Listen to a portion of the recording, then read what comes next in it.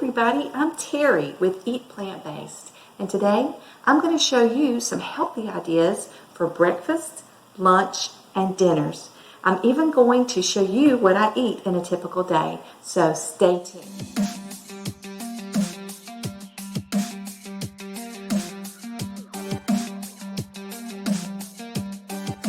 So, as a Food for Life instructor with the Physicians Committee for Responsible Medicine, I've taught a lot of classes over the years, and one of the questions I get so frequently is people wanting to know what they can eat for different meals. So in class we cover that, and I thought it'd be a great opportunity for me to film a quick video to share with you some of the things that I share with students in classes. There are really a lot of different options for breakfast. Typically during the week, I will have oatmeal with fruit. I know that there are a lot of different options for making oatmeal. You can do overnight oats where you mix the dry oats with raisins and cinnamon, whatever spices that you want, and maybe even put them in mason jars, little small mason jars, and then before you go to bed in the evening, add some plant milk. I love almond milk, but you could use soy milk or any of the other plant milks. Add a little bit of milk to that jar with the mixture and set it in your refrigerator. When you get up the next morning, you could even eat it cold, or you could heat it up just a little bit. Before I went plant-based, I didn't realize you don't even have to cook oatmeal if you don't want to. If it can sit in some liquid, it softens it up, and many people prefer it that way. I like mine heated up just a little bit, but not cooked till it's mushy. So I enjoy letting mine sit in the mornings. Sometimes I do the overnight oats, but most of the time I will just make my bowl of oatmeal in the morning, add the milk then, set it to the side, and let it do its thing and soften up for maybe 10-15 minutes, and then heat it for maybe 1 minute in the microwave. Top it with some berries. I love strawberries and blueberries. Oftentimes I'll switch it up and do bananas. Sometimes I even like to do diced apples. There's so many different options.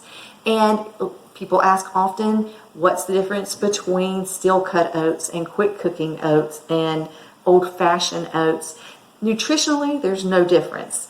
It's the cut of the oats that makes, cooking times longer or shorter. Steel cut oats are going to be a much longer cooking time, and they're not going to cook down to a mush. I tend not to eat the quick cooking oats myself simply because I have found there's such a thin slice of the oats, I get hungry pretty quickly afterwards. So I usually do old-fashioned oats. Oftentimes, you can buy the big oats in the cylinder containers.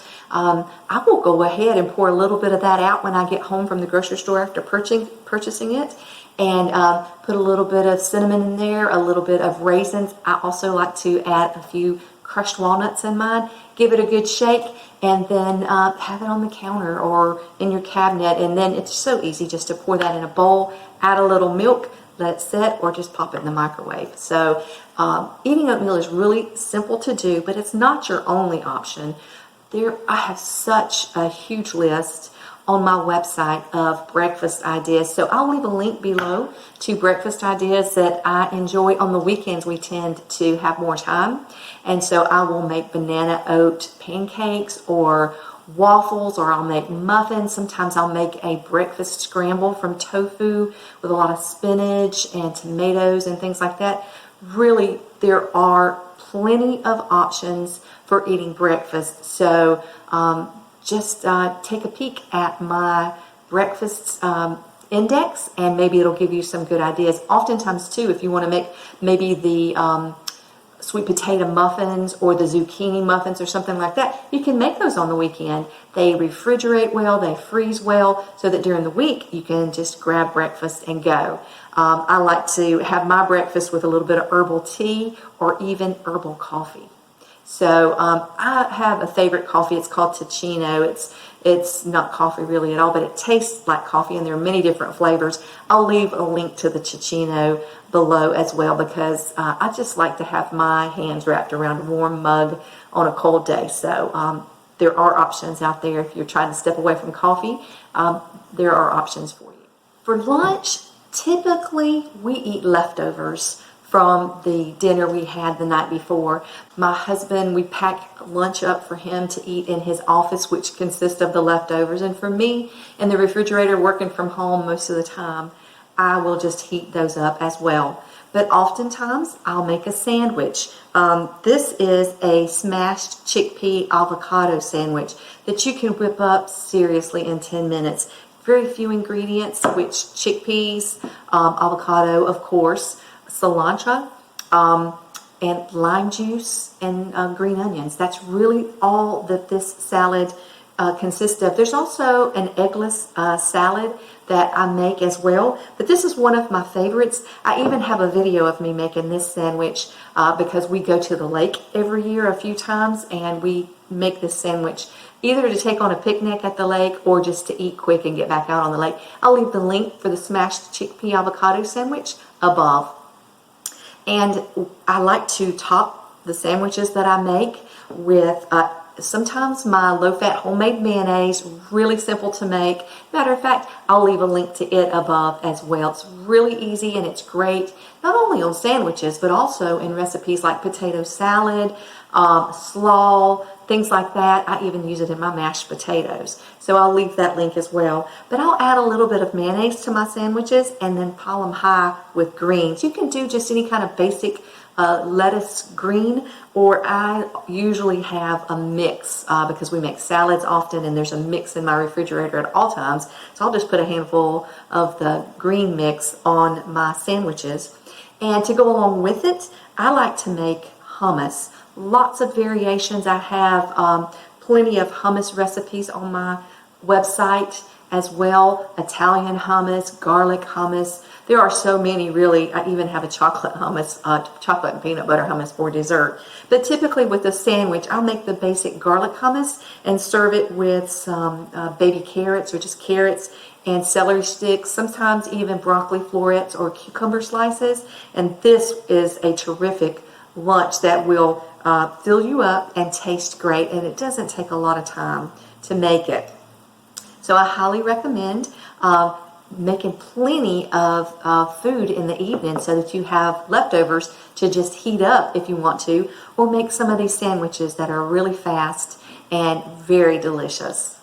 If I get hungry in between breakfast and lunch or lunch and dinner, there are many different things that I snack on. Sometimes it's the hummus with veggie slices. There's also a cracker, if you're not familiar with it. It's called Mary's Gone Crackers. It's completely oil-free.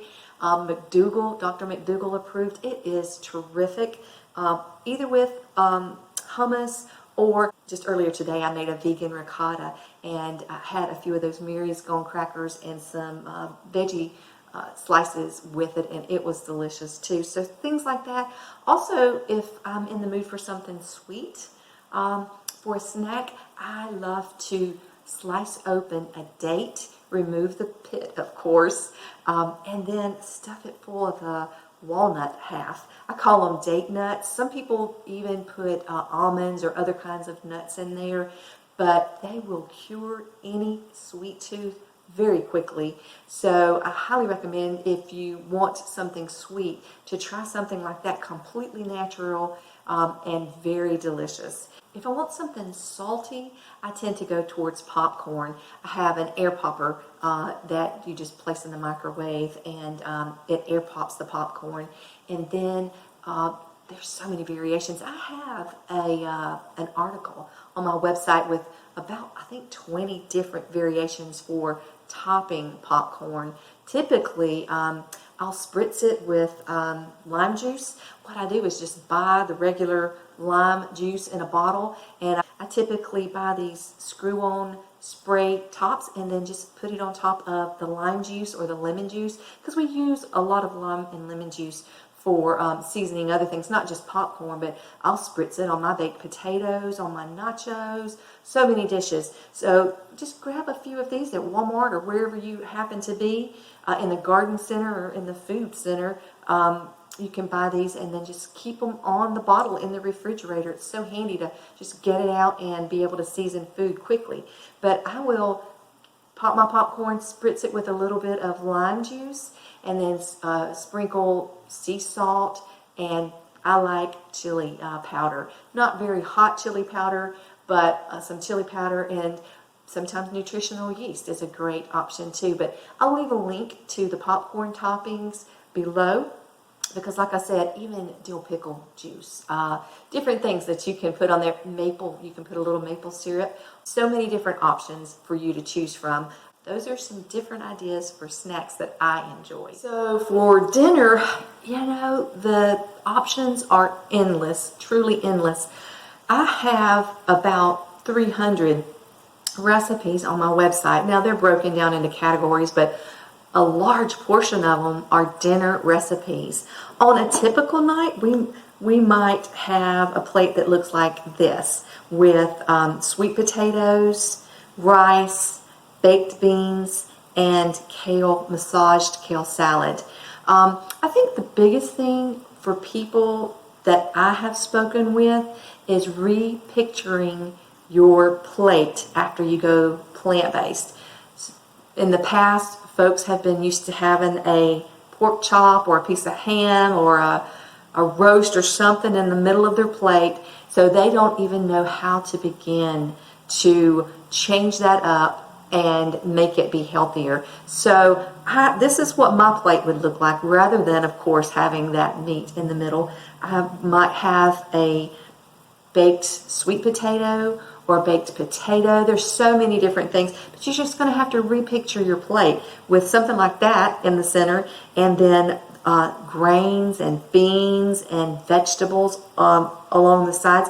I'll leave recipes for the massaged kale salad, which is super simple to make. You can't really probably tell in this picture, but I add sesame seeds to this, as well as raisins and craisins, and it has lemon juice and salt as well. Very basic, very delicious, a great way to get your greens in. The baked beans are, oh my goodness, delicious. We are just after the holidays right now, and this is a dish that I made over the holidays, and I make most holidays. They are so good.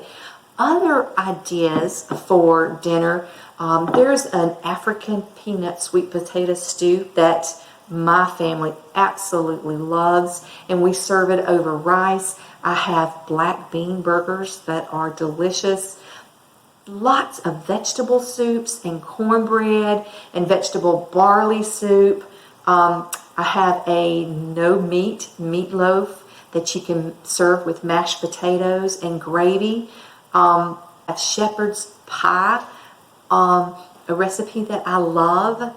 I even have casseroles and things like that. There just are so many options. But in a typical day, this is what my meals consist of. Pretty simple, very basic meals. And the time that I tend to cook the biggest meal is in the evening for dinner. And it's not every night of the week that I do that. But if I'm going to make a big meal, it's going to be for dinner, and I'm going to make plenty of it, so we will have leftovers for the following night and maybe later on during the week. So I hope that this has been helpful to you, maybe sparking up some ideas that sound good to you. I highly encourage you to check out my website. I'll list it below, but on it I have recipes broken down into breakfast, dinners, snacks. I even have 30-minute or less recipes on there. I have desserts, so many different options. So just get on there and browse through. I'm sure that you will find something that you and your family will enjoy. I hope that this video was helpful. Please give it the thumbs up and like it.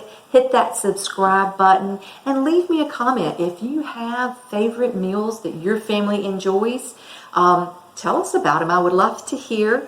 And if you've tried one of my recipes that you really liked, please let me know. Leave me a comment. I'll get back with you, I promise. Until next time, everybody, stay safe and stay healthy.